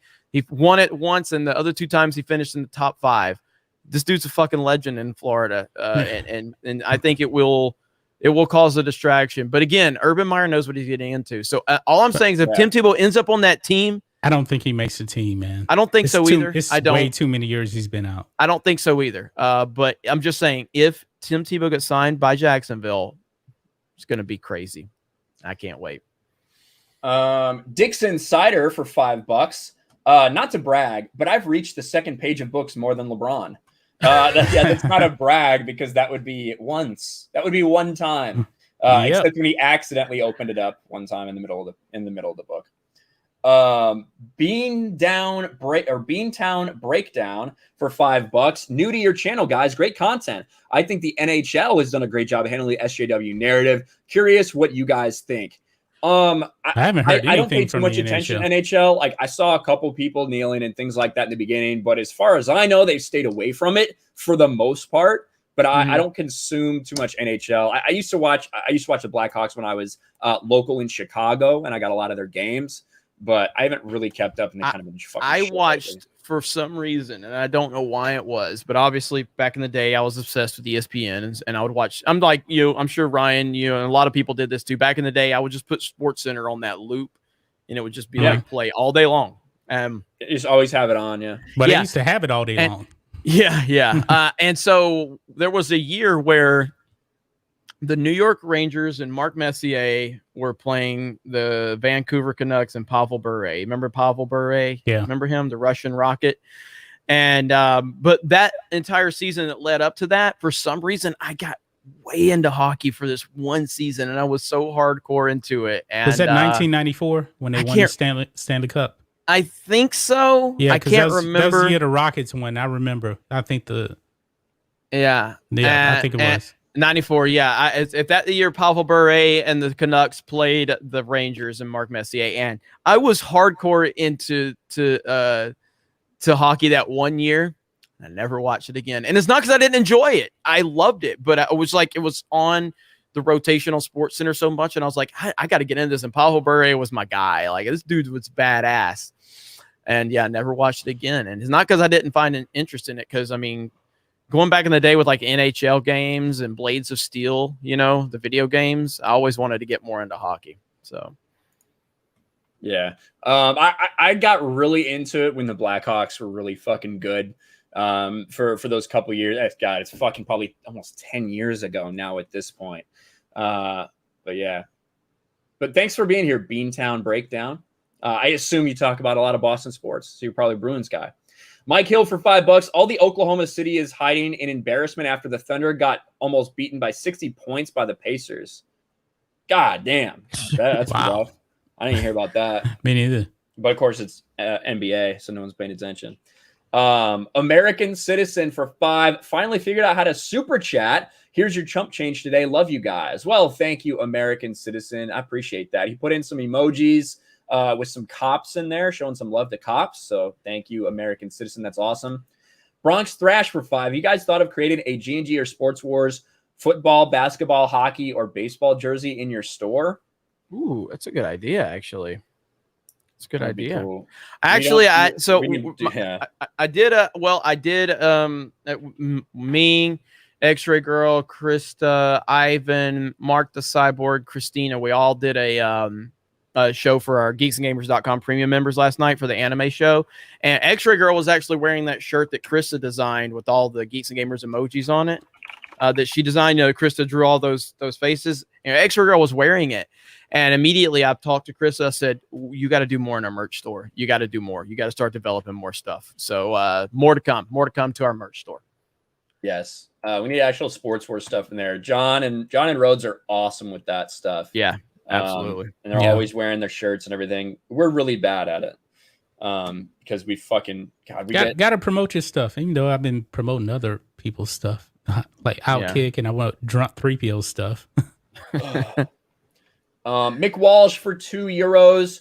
Surtain in Denver made their secondary more scary. Yeah, that's a good pickup for Denver. Again, with Vic Fangio running that defense, who knows what the status of Von Miller this season, I guess. But yeah, that defense should be really good. They've got some weapons. You know, they've got some weapons. If they can get quarterback figured out, we'll see. I think it was smart of Elway to step down, though, because he's a terrible talent evaluator. Just fucking terrible, especially when it comes to the quarterback side of things. Andrew for $5 says, gerbos are weird. What was a gerbo? Jeremy Tebow? Is that a Jeremy Tebow? Probably. Black and White Entertainment for $10. He was clutch as hell, though. Hashtag all he does is win. Thank you. That's from Rhodes, probably. The biggest fucking problem with me and my Tebow defense is that Skip Bayless was the face of the Tebow defense, and it doesn't help my case at all. I'm like, damn it. Why did I have to have Skip on my side? So that immediately takes away from my credibility when I do this. Like, Jeremy Skip. Oh God. So yeah, it's part of it. All he does is win. Yeah. All he does is win. Gal Pal Val for 10. You guys are stressing me out, but at the same time, I recognize it's a good old fashioned guy debate with no malice. This is what real sports fans looks like. Oh, there's real malice. Fuck Jeremy. But this is about sports. Yeah. It is though, but that's the like if there's anyone that was like, this is too stressful. You've never fucking been a part of a sports conversation in your fucking life. Yeah. Go back to Twitter and find your safe space, because this ain't it. This is just what guys do. We argue over the dumbest, most irrelevant shit, and we think we're right. We're gonna stand our ground. That's what sports is about. Arguing over this shit. It's what we do. Again, it's called Sports Wars for that reason alone. So yeah. And if I apologize for cussing too fucking much. I apologize if I said fuck too many times. I will not say fuck that much because we don't need to fucking cuss around here. Fuck you. Yeah, we got a couple fucking weirdos in the chat that are like, how dare you swear? You're losing your audience. And shut the fuck up, you pussies. I don't know what else to say. LeBron James fans, I guess. They might be big Tebow fans. I don't know. Yeah. Cookie with Ruthie for $5 says, please cancel Jeremy. Thank you, Ruthie. Butt Crack Media for $1 with a poop sticker. Thank you, Butt Crack Media. Robert Tyrell for €5. Jeremy has worse dementia than Joe Biden. Thank you. That's a good one. That was good. Let's see. Gerald Armstrong for $3. Is Sam Darnold a good quarterback? If you listen to Colin Cowherd, he's the greatest of all time, man. Okay, Cowherd loves He probably needs a little bit more time to really give an evaluation on him. Adam Gase is a train wreck. I think that's pretty easy to look at now, what he did in Miami and what he did in New York. But I think Sam Darnold has definitely shown that there's a lot there. We'll see. Carolina has a lot of fucking weapons, man. Like between Christian McCaffrey, between the kid from Ohio State, they have weapons, and they're in the middle of a rebuild. But we'll see what he does. I think there's potential there for sure. I mean, again, there's. I think he was the kind of. I think that like if the Patriots could have got their hands on it interdivision, I think they would have tried. You know what I mean? Like he's that type of guy to me. No, but I mean, like, there's a lot of variables that goes into it. I mean, talent is obviously the thing first and foremost. I mean, there are very few people like Tom Brady and Peyton Manning that can just go anywhere and immediately change a culture, because regardless of whatever, Denver might have won that championship because of the defense, but that was after Peyton Manning is the guy. Like, you could see how the culture changed there, and it literally just looked like Indianapolis is all it did, you know, and that's who Peyton Manning is. Tampa Bay literally looks like New England, but those are extreme examples that don't really, there's not a lot of those out there. With someone like Darnold and other players, they really need to have the right, I don't want to say system, but even if a guy has talent, there's got to be good decision making and things like that. That's why I've always said that I don't think that Belichick made Brady. I think Brady made Belichick, but you can't deny that the structure that Belichick has created there. And that's why I think Mac Jones going to New England is literally perfect. Whereas if Mac Jones goes to San Diego or the Jets, Justin Herbert lit it the fuck up. Oh, he did. He absolutely did. I think he really surprised some people, and like Tyrod Taylor again, fucking. Yeah, Tyrod Taylor, like, it's just he's not good. Tyrod Taylor is not a good quarterback. But he's that guy that is constantly shipped around to different places, and maybe he'll get his opportunity. No, he won't, because literally anybody comes in and does better. Mm-hmm. So it's just going to take time. We'll see what McCaffrey, like you were talking about, being. There's a lot of pieces to the puzzle, but we'll see. Yeah. He's not somebody I'm just going to go, oh, this guy can be this thing. It's just like, we'll see. We'll see. I'm not as high on him as fucking Colin Cowherd's always been. Yeah. But I do think he can do something. Reality Strikes for $5. I love this, guys. Y'all sound like me. My buddies at the bar on Sunday after a 4:00 game after a few rounds. Thank you, Reality That's the way Strikes. it should be. Yes. Rick James. This might be my alt account. Says they hated Tebow because he's a Christian and the mainstream media couldn't handle that. He still sucks as a quarterback. Manning greater than Tebow all day. That's kind of my perspective. I think two things can be right. Trent Johnson for $5. Didn't the defense carry Broncos and Manning when they won the Super Bowl? 100%. No doubt. That season, that his fourth season there, when Brock Osweiler.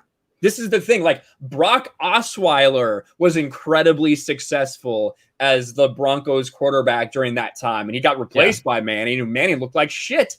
Manny looked like absolute dog shit. He couldn't throw the ball. He couldn't fucking walk. He couldn't do anything. He couldn't throw the ball 10 yards. Yeah, he was really bad. The Greg for 5 Sports Wars Sunday live stream is like the NFL postseason. Uche nowhere to be found. Hashtag where is Uche? Fire ship Chip Kelly. Thank you, the Greg. He's probably sleeping if I had to guess. Honestly, if I'm not mistaken, it's happening. Is it today? That Uche, or is it tomorrow? It might be tomorrow. He's gonna have DDP on his channel. Oh, there you go. Let's see. Let me look that up real quick, and I'll follow up. But he will be on the he'll be on the Mario Kart stream tonight. As a matter of fact, Quarter Black Garrett's joining us too. So hell yeah, Quarter Black Garrett will be joining us tonight. I'm looking for that event. I thought he had DDP. Is it? It's either today or tomorrow. 5/4. So okay, so it's Tuesday. Tuesday. May the 4th be with you. Yeah, so Tuesday, Uche will have Diamond Dallas Page on his channel, which for me that's pretty crazy, man. DDP is a legend, dude, a fucking legend, and that's really cool. I'm really happy to see that. So make sure you go check that out. And again, Uche will be on the Mario Kart stream tonight. Quarter Black will be there. Will Theory be there? Theory has an open invite every week, so we'll see. But I will say for the 3 people that have been upset about the cursing, don't go anywhere near our Mario Kart stream because it's 10 times worse. It's 10 times worse. Oh That's my gosh, it's 10 times worse with the cussing. Someone said Todd Packett's like funny story about Tyrod Taylor. A team doctor punctured his lung, giving him an injection. I know. I'm in San Diego, so I see all the Chargers news. That was like huge news. And Tyrod Taylor's chance to be the starter in San Diego got ruined because a team doctor fucking punctured his lung trying to give him like a cortisone shot or whatever. And because he got a collapsed lung, Justin Herbert had to come in and play. And then they never looked back because Justin Herbert fucking lit it up. That's just how it goes sometimes. And that's fucking bad luck for Tyrod, but he's not any good. Buff Alien for $10. Did you just say Blades of Steel? I love that game. Blaze of Steel was fucking awesome, man. It was so fucking cool. There's a link to Uche's stream with DDP in a couple days right there. Blades of Steel where you could fight. So cool, man. Love old school games. Love them. Daniel Newbert for $5. Never thought Sports Wars would have a more controversial take than John's Barry Sanders versus Emmitt Smith take. I was wrong. But you're not saying in what way you were wrong. Which one's the controversial one? We all know John's horrific take. Well, no. I'm saying about today.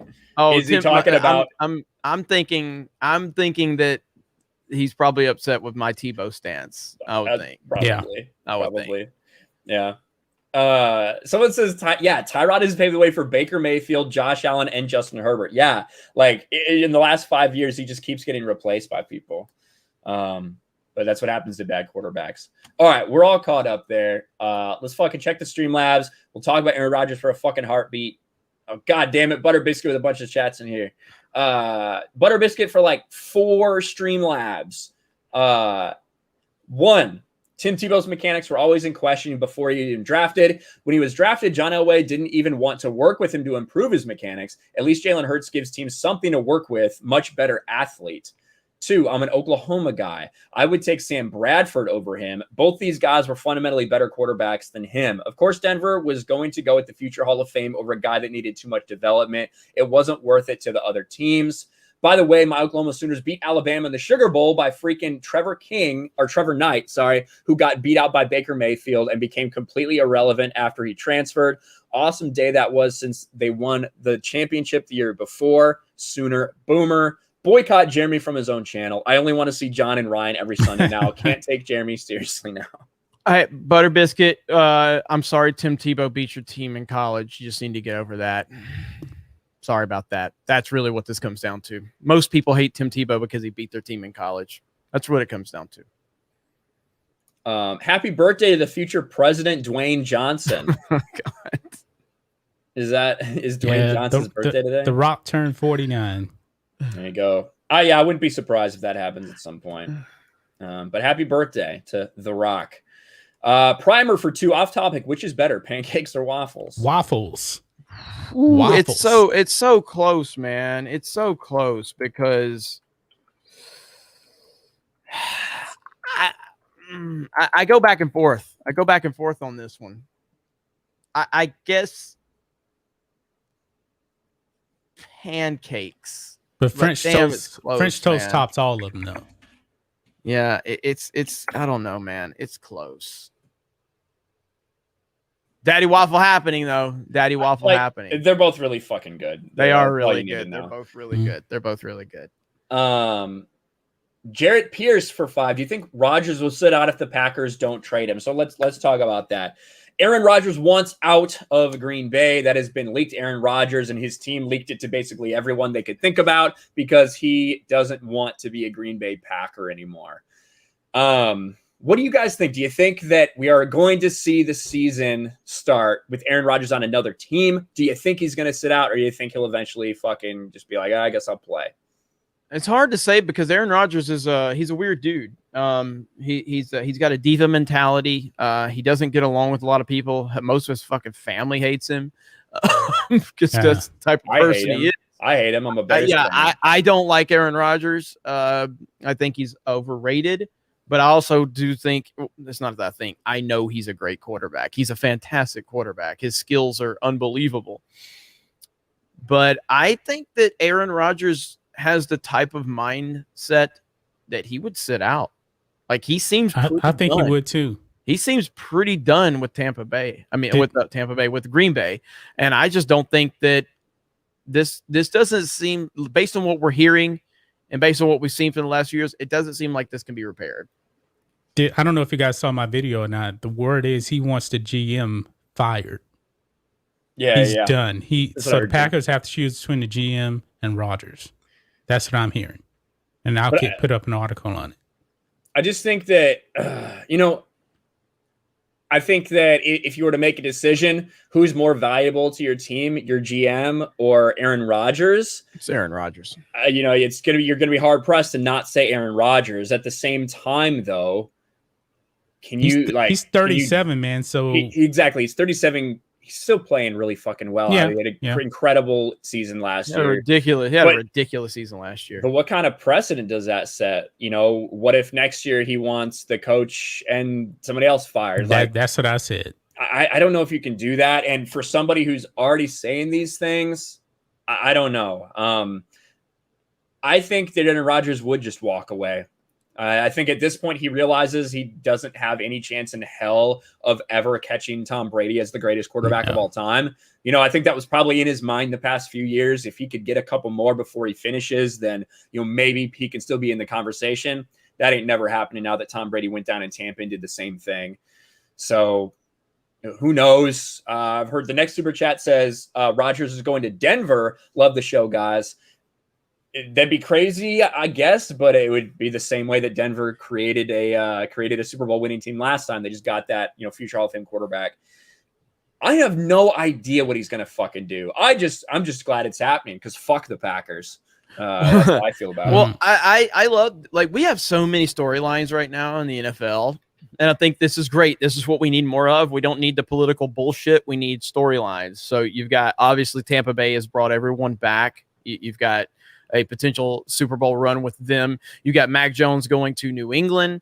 You've got this whole Trevor Lawrence and Urban Meyer thing. You've got the Aaron Rodgers drama. You've got Justin Herbert out there in San Diego who lit it up last year. You've got a lot of cool things going on. There's a lot of storylines, and so I'm happy that we have these things to discuss. This Aaron Rodgers thing, look, man.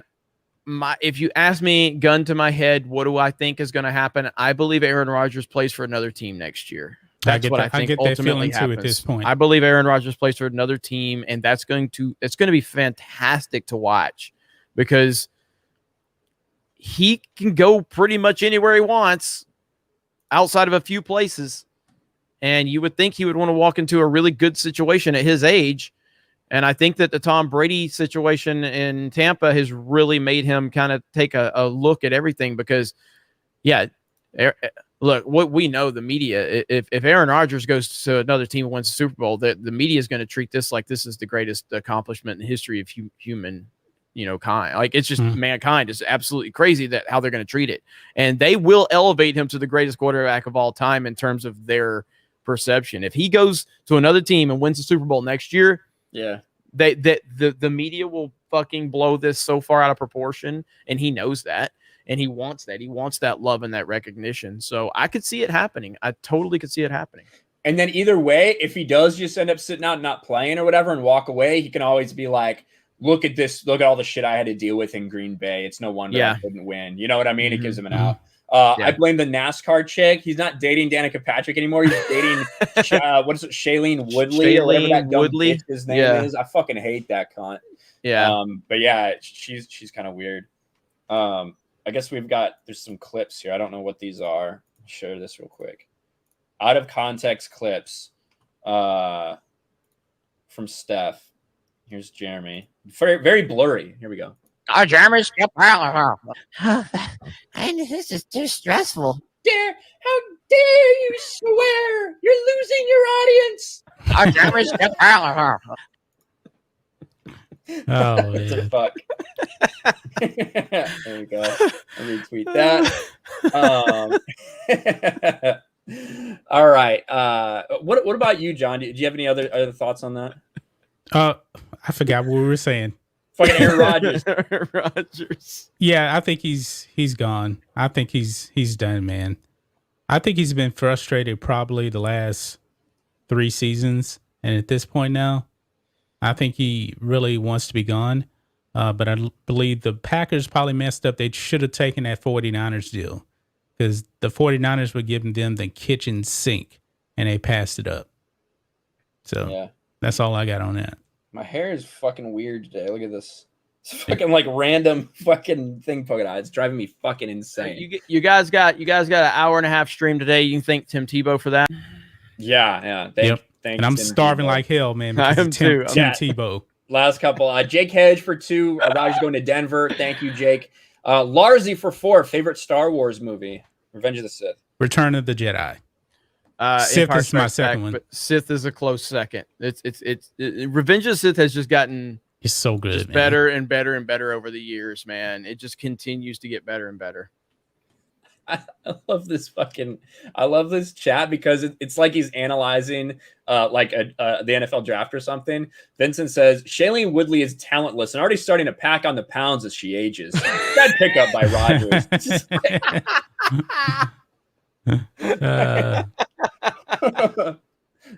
Good. That's good.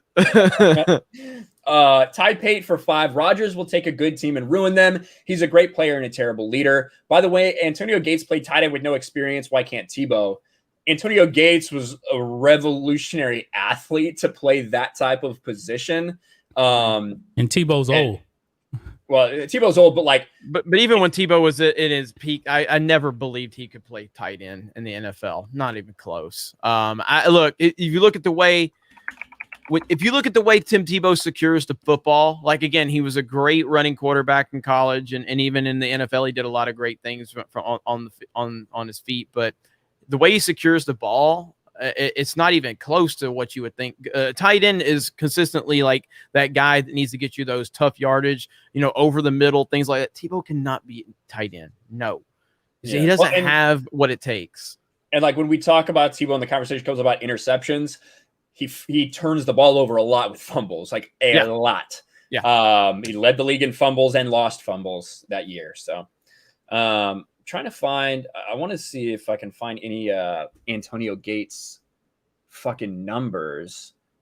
I don't know if he did the NFL Combine because I think he just he wasn't drafted. So I don't know. I was looking to find his 40 times, whatever. But Antonio Gates was a fucking freak athlete at that time. So that's one of the reasons he was able to be successful. But that's going to do it. Let me make sure that there are no Streamlabs.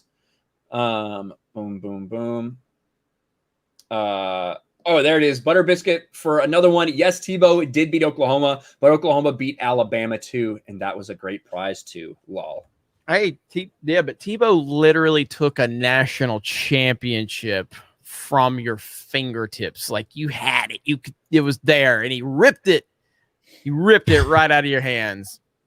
Yep. Aaron Rodgers loves tight ends. Yes, he does. In more ways than one. All right, guys, that's gonna be it. Thanks for coming out. We appreciate it. Hopefully, we might be doing something. I think we're gonna make a specific Sports Wars locals. I've already started the process of that, so hopefully by next week we can launch it on this stream. Because we got the G&G locals, but we want to do another one as well. It's really focused because obviously the conversation is so much different here than they are at Geeks and Gamers. So I think we're going to launch that next week. But thank you, John. Mario Kart tonight. Sorry, Mario Kart tonight over on Twitch. Follow us on Twitch. There's Ruthie with the link right there. We're going to have a full house tonight. And again, if you were offended by the curse words in this stream, don't come anywhere near the Mario Kart stream tonight because you will be crying as you send out those tweets about Orange Man bad. All right, so let's do it. Let's wrap it up. That's right. John, what do you guys got going on? We're going to have our first members stream for the website on Saturday at 10 a.m. Central Standard Time. So that's what we got coming up, and that's pretty much it. Rhodes put out a couple of videos this morning, and we'll see what happens the rest of the day. There you go. All right. Support these guys. Support us on all platforms. Thanks for being here. We will talk to you next week. Peace. Bye.